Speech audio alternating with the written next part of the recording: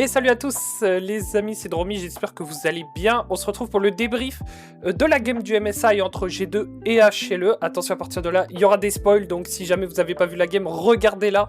Moi personnellement, malgré ce que les gens disent sur Twitter, je me suis régalé sur toutes ces games de A à Z, malgré pas mal d'erreurs qui m'ont fait grincer des dents. Je suis passé par pas mal d'émotions et j'étais pas content pour l'Europe, mais j'étais plutôt content de ce qu'on nous a proposé.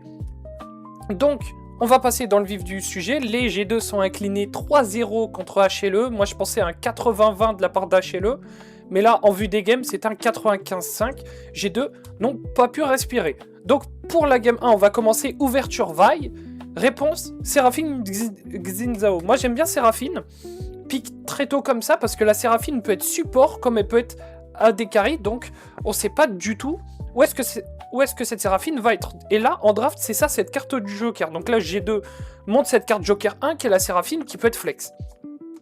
Donc, on suit avec Ziggs Camille. Donc, Ziggs Camille Vi, qui est un très bon trio, dans le sens où tu peux laisser ton Ziggs tout seul au bot, il va dépush les waves. La Camille, elle peut bouger au niveau du mid. Donc, les mid immobiles sont très chiants à jouer contre Camille, parce que tu vas te faire roam dessus, tu peux te faire tuer, tu peux prendre énormément de pression.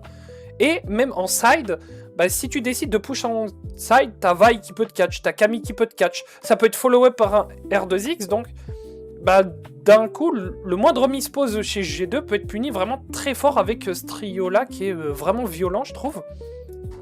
Réponse, Ryze, donc on voit pas le mid qui est pick, donc on répond Ryze parce que ça nous permet de choper, du coup, comme vous voyez à droite, de la part de Dylan Falco, ce ban Cassio. Et là, instantanément après, on va ban Rumble. Donc Rumble qui synergise très bien avec Vi, qui va bien avec Camille. Donc si jamais HLE se retrouvait avec une compo Vi, Ziggs, Camille, Rumble, ça faisait chier. Je sais pas qu'est-ce que ça donnait, mais peut-être ils avaient prévu le Warwick très tôt. Mais Rumble se démerde très bien contre Warwick parce qu'il peut go first strike. Et en fait, quand il go first strike, il s'en fout que le Warwick il se régène. En fait, il va juste imprimer des golds sur la tronche du Warwick jusqu'au moment où il chope 2 items. Et le Warwick se retrouve un peu cuck. Donc là, du coup, on va reopen Nautilus. Donc pour laisser le counter pick à Broken Blade. Et du coup, on dit ouvertement, ok les gars, cette Séraphine, elle va être ADC avec Nautilus support. Donc là, ce 4-là, je l'aime plutôt bien. J'aurais préféré un Tahm-Kench, parce que dans le sens où Tahm-Kench, si tu te fais engage par Vi, si tu te fais engage par Ambessa ou par Camille, tu peux manger tes cibles immobiles qui sont soit Séraphine ou soit Ryze. Donc là, la Séraphine n'aurait plus rien à craindre en fait des all-in qu'elle puisse se prendre.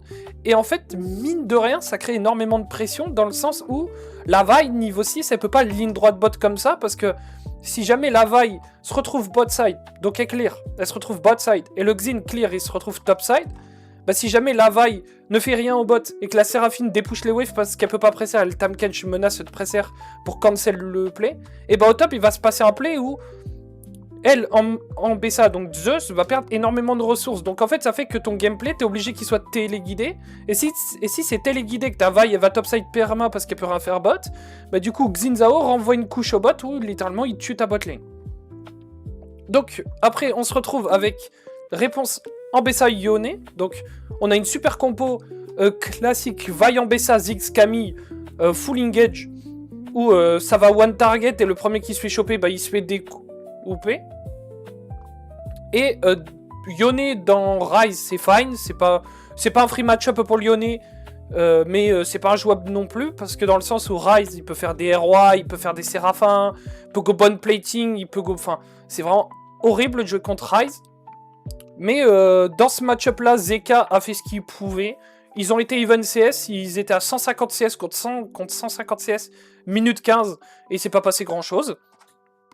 Et on se retrouve avec ce Warwick, du coup, qui fait que l'axe gravitationnel de cette draft G2, c'est complètement ce Warwick. C'est si le Warwick explose son match-up, il va libérer tout l'espace possible, et il peut 1v9 complètement cette game. Dans le sens où s'il prend un lead contre Zeus sur les premières waves, donc ce que Warwick est design pour, Warwick est très fort sur les premières waves, et une fois qu'il a BRK, ça devient Thanos. Mais en fait, il y a cette sorte d'escalator de lead que Warwick il a besoin. C'est, tu commences niveau 1, faut que tu deny les premières waves, faut que tu joues fort sur les premières waves, parce que sinon, si t'es even, bah ton match-up, tu peux pas le snowball, t'as pas d'item de snowball, t'as pas une petite épée longue advantage, t'as pas des bottes advantage, donc du coup tu peux pas snowball, et d'un coup, bah le problème c'est que Zeus, une fois qu'il a le first item, en même temps que Warwick a son first item, bah là le match-up est cooked. Parce qu'en fait l'idée de Warwick c'est, ok je chope mon first item, avant que toi t'aies ton first item, parce qu'en fait je t'ai snowball sur les premières waves et mon champion est fort sur les premières waves, et toi t'as pas pu me contest, donc moi maintenant que j'ai le bazooka et que toi t'as que des composants, et bah je vais t'allumer. Force est de comprendre que bah c'est pas trop ce qui s'est passé, Warwick a chopé son item un tout petit peu avant que Zeus chope son item, mais ça fait qu'il crée pas trop de lead, en fait il lui a zoné 5-6 CS, je crois, de tête, je crois qu'il lui a zoné 5-6 CS. Bah du coup, ça a créé pas grand-chose en termes d'avance. Et Zeus bah, a pu se balader dans cette game jusqu'au moment où, au bot, il se retrouve en 2-0 avec son Warwick, tente d'ulti Zeus, et en fait, du coup, il se passe rien parce que Zeus lui arrache sa mère. Il y a une TP de Goom à UC. Moi, je pensais que le Warwick allait win, et en fait, non, genre en ça complètement arraché Warwick. Parce que Warwick a passé son temps. Et quand le Warwick a commencé à fall behind, la game était totalement finie. Et on n'a pas vu G2 dans cette game, malheureusement, après cette early game un peu dure. Les HLE prennent cette game. Excusez-moi, petite chose qu'il faut que j'ajoute. Quelque chose dont j'ai pas parlé, que je trouve très important, qui est le facteur shift de cette game, c'est qu'à 8 minutes 52 de jeu, on retrouve littéralement Broken Blade qui grille de la wave top. Et en fait, vu qu'il grille de la wave top, il veut créer du surnombre. En fait, il n'a pas l'information que la botlane... que la botlane couvre au top Vi.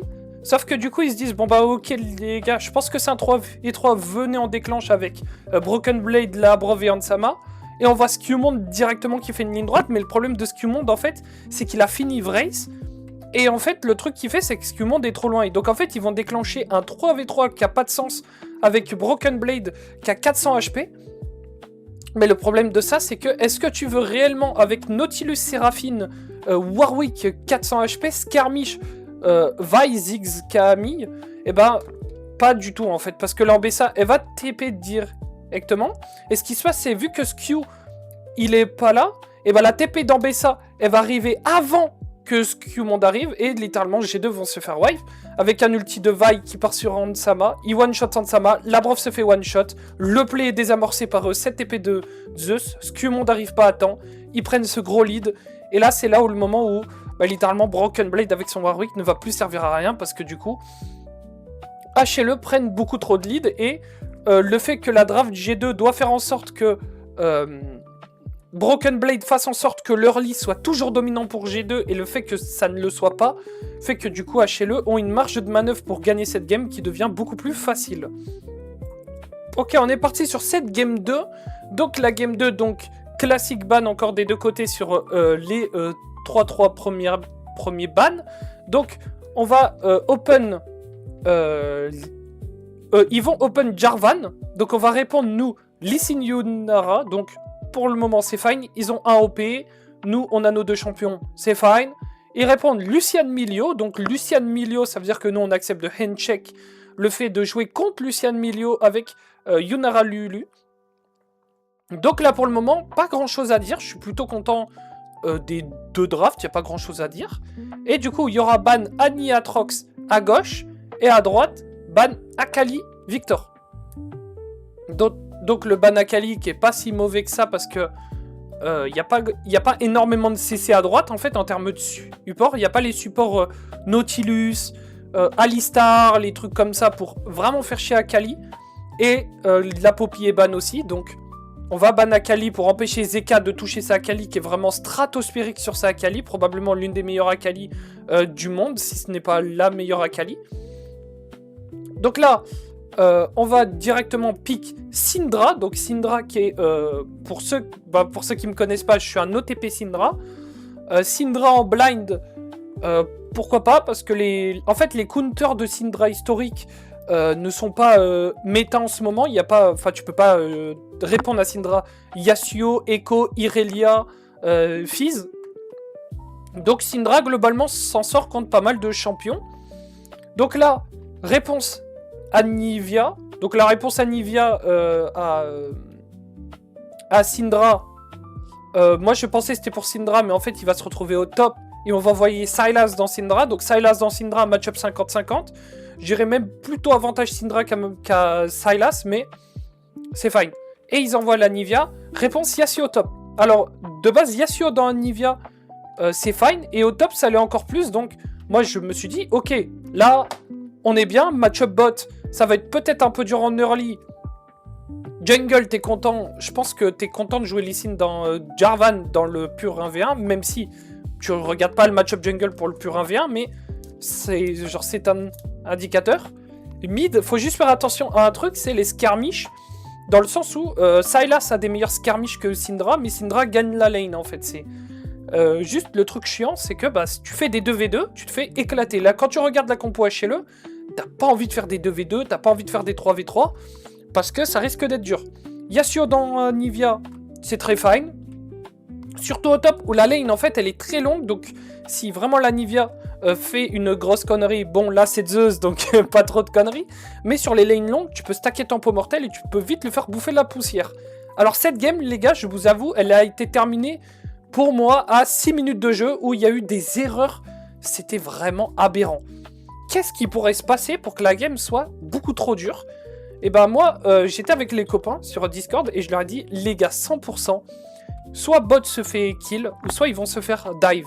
C'est en early, c'est sûr qu'il va se passer ça. Je me suis dit, vu que Kanavi, c'est le plus chinois des jungle LCK, 100% il va se passer un truc comme ça. Et ben qu'est-ce qui s'est passé? C'est pas perdu. Ils ont tenté de trade Lucian Milio, ils ont fini à 300 HP et à 200 HP parce que là on n'est pas à domicile, hein. Là tu joues contre Gomayu CD Light, donc forcément les mecs cliquent. Et en fait, ils se retrouvent à 300 HP sous tour, donc Skewmond lit très bien le play, donc il se retrouve sous tour pour protéger. Et là Tansama qui retrade en fait et qui se retrouve à 100 HP pour aucune raison. Jarvan arrive, donc Kanavi arrive pour exécuter le dive.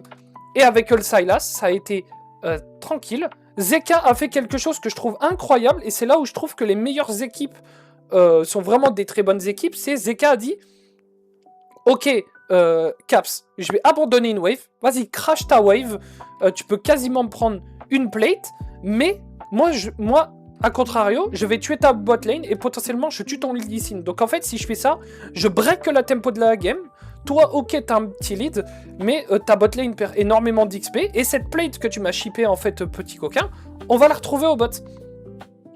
Et donc, ce play où ils font triplé, tu Ansama, Labrov et Skewmond avec le Foreman, et ils se retrouvent à 3 au niveau du bot, et ils se sont totalement fait reboot. Et pour moi, la game est finie là-dessus. Pour moi, un autre facteur aussi qui a fait que la game a été plutôt dure, c'est que, encore une fois, on envoie Broken Blade sur un counter pick, et là, je suis à la minute 7, et en fait, Broken Blade a 2 CS de différence. 2 CS de différence dans, encore une fois, un match-up favorable à Yasuo. Donc là, le problème est de se dire, ok, est-ce que nos counter pick, nos sens de counter pick ne sont pas juste mauvais parce que Zeus est tout bonnement trop fort et peu importe les match-up, il va faire en sorte que... Mais moi, je m'envoie un contre-argument, c'est... en fait, si on donne pas le counter-pick à Broken Blade, sachant qu'il mange la purée dans les match-up où il est censé gagner hardcore, s'il se retrouve en match-up 50-50, à quel point il se fait démolir. Donc, est-ce que le fait de vouloir limiter la casse en donnant des counter-pick à ton top, est-ce que ce serait pas la solution en fait? Je suis pas trop d'accord avec ce genre de solution. Pour moi, on aurait dû rester classique avec des drafts avec du CC, parce que même quand je vous montre la game 1, donc la game 1, il y a du CC, on peut jouer. C'est déjà beaucoup plus close que cette game où notre CC, c'est un Q de Syndra et un Z Lulu, quoi. Et aussi, en teamfight, le Yasuo a pas les games les plus faciles, parce que il faut arriver à trouver le bon kick Lee Sin, donc ce qui est pas évident. Et 2, il faut soit un bon Air Lulu pour que le Yasuo arrive à trouver son setup. Donc tout ça combiné fait que la game est dure. Après, on a Ron Sama qui meurt encore une fois. Et en fait, tout ça combiné fait que on va se retrouver à 12 minutes de jeu. Et les HLE, ils ont 2400 gold d'avance. Donc comment tu deals avec ce genre de compo quand tu envoies HLE d'entrée de jeu à 2500 gold? Donc C'était un peu compliqué. G2 se sont rattrapés après, donc ils ont réussi à comeback à 600 gold d'avance. Mais au bout d'un moment, les HLE ont vraiment repris le bout. Ils sont repassés à 4k gold. Et quand on voit HLE à 4k gold, généralement la game elle est cadenassée. T'es littéralement devant Fort Knox et tu peux pas faire grand chose. Donc les G2 se sont fait tuer sur cette game 2, même si en early il y a eu 2-3 trucs. Malgré que pour moi, je le dis encore, ce triplé au niveau du bot, pour moi, fait que la game devait être finie pour HLE, mais HLE sont pas des robots, HLE font des erreurs, mais dans cette game-là, ils ont quand même prouvé qu'ils étaient meilleurs que G2. Donc est-ce que G2 pourra faire la différence sur la game 3? Eh ben malheureusement non, et on va voir tout de suite pourquoi. Et du coup, on est parti sur la game 3. Donc la game 3, cette fois Home qui décide de ne pas ban le Bard et de le B1 et de plutôt ban le Rakan de la Brof, qui est terriblement connu parce qu'il est très très fort sur Rakan, Rel, les champions comme ça. Chez BDS, chez nous, il faisait des games stratosphériques sur ces deux champions. Il était vraiment top 3 support LEC, même à ce moment-là sur Rakan et Rel. Le problème, c'était que on ne lui faisait pas tant jouer ces champions que ça, mais on n'est pas là pour parler de ça, on est là pour parler de la game. Donc là, HLE vont commencer par Bard, réponse Ezreal Karma. Donc ce qui est bien avec Ezreal Karma, c'est que généralement, il n'y a pas beaucoup de lanes que tu perds avec Ezreal Karma. Et dans Bard Caitlyn, ça se discute, je pense que le match-up est ok. Je vois pas une botlane beaucoup plus forte que l'autre, même si je pense que en laning pur, je pense qu'Ezreal Karma est plus fort et Caitlyn Bard juste en lane est un tout petit peu moins fort, mais sur la map est beaucoup plus fort, dans le sens où tu peux roam avec Bard, tu peux énormément tuer la map parce que tu t'es un multiplicateur de tempo avec Bard, avec les carillons qui font que tu vas plus vite, donc tu gagnes quelques secondes en plus sur une minute en termes de déplacement, tous les portails ou les ultis distance, tu peux vraiment déclencher. Donc pick Bard, réponse Ezreal Karma, et là on envoie Caitlyn Naafiri. Donc là, le ton il est envoyé, ça veut jouer catch, ça veut jouer ultra tempo du côté HLE, parce qu'en fait, tu veux prio de lane, tu veux Naafiri, tu veux invade. Donc là, grosso merdo, c'est une grosse pancarte qu'envoie HLE pour dire coucou les gars, on va vous écraser en lane, coucou les gars, on va vous invade, faites gaffe à vous. Mais attention parce que Ezreal Karma, ça peut quand même discuter en lane face à Caitlyn Bard, bien évidemment. Pick Wukong, alors moi je suis pas trop fan de Wukong, après il pouvait pick que ça parce que la Poppy était ban, mais Wukong, je suis pas trop fan parce que dans le sens c'est que ces trois champions là sont fine, j'aurais préféré la Cassio en 3, mais le Wukong 3 fait quand même le café, mais moi ce que j'aime pas trop avec Wukong, c'est que le champion fait pas... a pas quelque chose qui fait extrêmement bien en fait.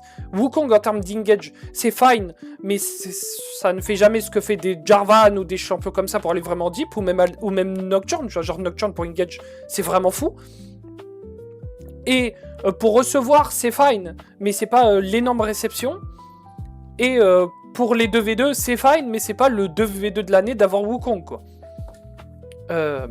Donc, le Wukong est ok, mais j'étais pas très content, genre, quand tu vois les deux drafts, quand tu vois Bard, Caitlyn, Naafiri, Ezreal, Karma, Wukong, j'aime plus la draft HLE, mais je pense que c'est parce que c'est les nameplates. Je pense qu'à gauche, tu mets cassé, je pense que je serais pas autant hype par la draft de gauche. Donc je pense que potentiellement, je suis biaisé là-dessus. Réponse, réponse Wukong, après ils font les bans, pick Cassio. Moi j'aime bien Cassio parce que Cassio est un OP et elle n'a pas de mauvais match-up, elle se débrouille dans beaucoup de match-up. D'ailleurs je ne sais pas pourquoi elle n'a pas passé les bans. Pourquoi ban Annie over Cassio, je ne sais pas du tout, pour moi c'est une erreur de draft de la part d'HLE, je pense. Donc pick Cassio, hein, pourquoi on va se priver de ce pick Cassio, parce que Cassio est tout bonnement trop forte ATM dans cette méta avec Deathfire Touch au niveau 1 et gagne la plupart de ses match-up, sauf le match-up le blanc. Et la réponse Rumble le blanc, j'aime bien ces réponses parce que Rumble, donc tu peux ulti Rumble par-dessus l'ulti Bard, tu peux follow up Naafiri avec les ulti Rumble, tu peux fermer la porte, et il y a beaucoup de match-up top restants que tu gagnes avec Rumble. Donc là du coup, il n'y a pas la Anivia pour counter le Rumble, donc là, pourquoi se priver de Rumble quand Anivia n'est plus disponible? Jace étant pas disponible non plus, même si Jace n'est pas terrible dans Rumble, mais ça reste jouable. On va prendre ce Twisted Fate pour Broken Blade, donc Broken Blade qui aura joué aucun pick conventionnel, qui va prendre que des picks très très carry. Donc on veut garder cette identité où on veut counter pick Zeus avec Broken Blade pour que Broken Blade se démerde en lane. Et encore une fois, Broken Blade ne crée pas d'écart en lane, il crée de l'écart parce que le passif de Twisted Fate fait que, mais hormis ça, il n'y a pas d'énorme domination de lane, et Zeus se démerde très bien en lane, donc gros chapeau à Zeus, parce que Zeus a vraiment fait le travail de l'ombre, je trouve. Et là, dans cette game, ça va être très simple, ça va être Labrov, donc il voit le 3v3 bot, donc c'est à 5 minutes de jeu, un truc comme ça, 4-5 minutes de jeu, il voit le 3v3 bot, il voit que Caitlyn Bard est low HP, et en fait, Labrov walk up dans un trap, se mange le trap, et là, il se fait chase par la Naafiri du coup, parce que de base, c'était HLE qui était en danger dû au surnombre, donc G2 devait crash la wave et back, et là, c'était bon. Et ben non, Labrov va se manger ce trap, et en fait, du coup, il se mange la balle crit de Caitlyn. Naafiri, du coup, sait qu'elle a les dégâts malgré le heal, donc les joueurs, ils ont déjà ce calcul en tête des dégâts, parce que c'est des joueurs de très haute volée. La Naafiri va tuer Labrov, et là après la game elle va littéralement partir en couille parce que du coup il va y avoir un gank de Kanavi sur la top lane pendant que Skewmon fait son bot side parce qu'il est très intelligent. Kanavi, il sait que Wukong est sur son cycling bot side parce que tout est calculé. Il va tuer le Twisted Fate, mettre le Rumble devant, et en même temps on voit Zeka qui solo kill Caps en même temps, donc là c'est la catastrophe, là c'est alerte à Malibu, tout le monde se fait flinguer. Et mention quand même à Caps qu'en early, juste avant de se faire solo kill, tenait vraiment bien le match-up, il mettait 8 CS gap, mais n'est pas Caps quand il voit ses mates se font tuer, forcer le jeu, il force, il se fait tuer parce que Cassio dans le blanc, malheureusement, même si Cassio s'est complètement craqué, tu peux pas réinventer le jeu, parce que si Cassio gagnerait dans le blanc, ce serait trop beau, hein. Du coup, il se fait solo kill, parce que ça reste Zeka quand même, hein, c'est pas un plouk, là il joue pas contre Nuke, même si j'aime bien Nuke, mais là, il joue contre des gros mid, donc bien évidemment, il se fait solo kill, et donc là, du coup, à 7 minutes de jeu, il y avait déjà un 4-5 gold pour HLE. Donc ils vont étendre leur lead jusqu'à un bon 5 minutes où d'entrée à 12 minutes de jeu, il y a 5k gold pour HLE. Et tout ce qui se passe après, je trouve ça n'a pas vraiment vocation d'être parlé, parce qu'en fait HLE va littéralement rouler sur G2 jusqu'à la fin de cette game. Donc c'est littéralement un stomp, il n'y a pas grand chose à dire. Il y a eu 16-4 à genre 20 minutes de jeu, un truc comme ça.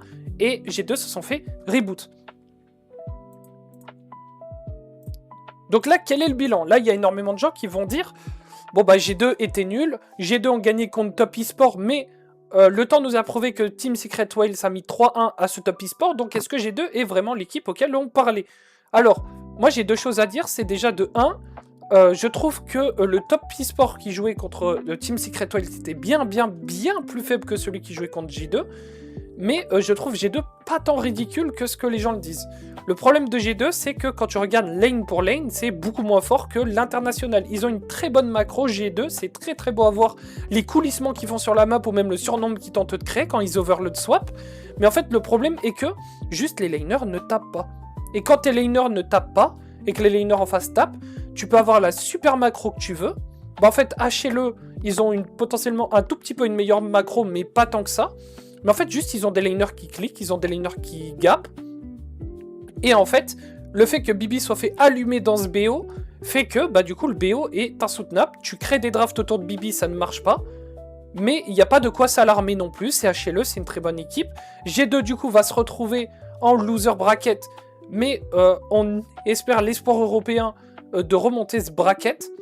Et voilà, ce sera tout pour l'analyse.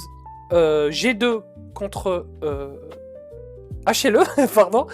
G2 contre HLE dans ce MSI. Et on va se retrouver directement pour la prochaine vidéo que je vais vous poster entre Team Secret Whales et Top eSport, qui va être bien plus rapide que ce J2 HLE, parce que bien évidemment j'ai regardé les games d'un œil à partir du moment où j'ai vu Top eSport Game 4 s'écrouler.